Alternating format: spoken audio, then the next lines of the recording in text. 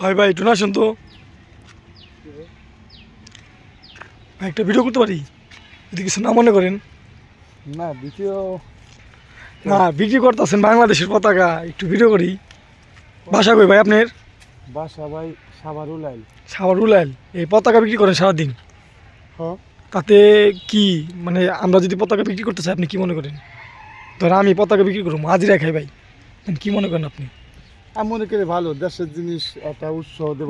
16 December আইতেছে, মনে করেন ভাই আমি যদি হুন্ডা চালাইতেছি, আপনি আমার দেখছেন, ধর আমি যদি কই যে আমি এগুলো সব বাদ দিয়ে আপনার মতো পতাকা বিক্রি করবো, মানে আপনার ভিতর থেকে আপনি কি মনে হয়? আলহামদুলিল্লাহ ভালো।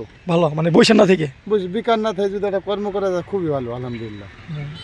আর ভাই মনে করেন এই যে পতাকা যে বিক্রি করেন তাই না, তাতে কি আপনার কাছে কোনো ছোটো মনে হয় না যে আমি এই পেশা করি, আর অনেক কাজ আছে তো, অনেক কাজ আছে না? আলহামদুলিল্লাহ, এটা অনেক উপকারী কাজ, কারণ এটা দেশের জিনিস। এটা আমরা ভাই একটু এই জায়গায় দাঁড়ান ভাই, আমি আপনার সাথে দুটো কথা বলি। মনে করেন ভাই আমরা ভাই আমাকে ইয়াং জেনারেশন অনেক প্লাপান আছে, আমাদের হাজিরা খাই। এই যে আপনার পতাকা বিক্রি করতেছেন, হয়তো মনে করেন আমার কাছে কাজের অপশন আছে, কেউ দোকানে থাকে, কেউ ধরেন মনে করেন ভ্যান চালায়, আবার কেউ মনে করেন খ্যাত খামার করে, মানে সবাই যে যার মতো পেশায় নিয়ে মানে ব্যস্ত। আর আমি যদি কই যে ভাই আপনি আপনার কাজের কি ছোটো মনে করেন, বা আপনার এই কাজ ভালো লাগে না, বা আপনি চাইলে অন্য কোনো কাজ যাইতে পারতেন না, এটা চাইতে ভালো কাজে। ঠিক আছে, কাজ তো ছোট মনে করবেন, কাজ সবার উপরে।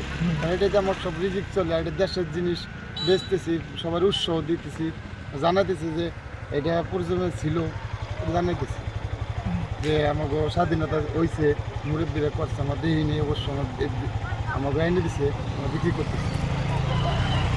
ঠিক আছে ভাই, ধন্যবাদ। ঠিক আছে ভাই।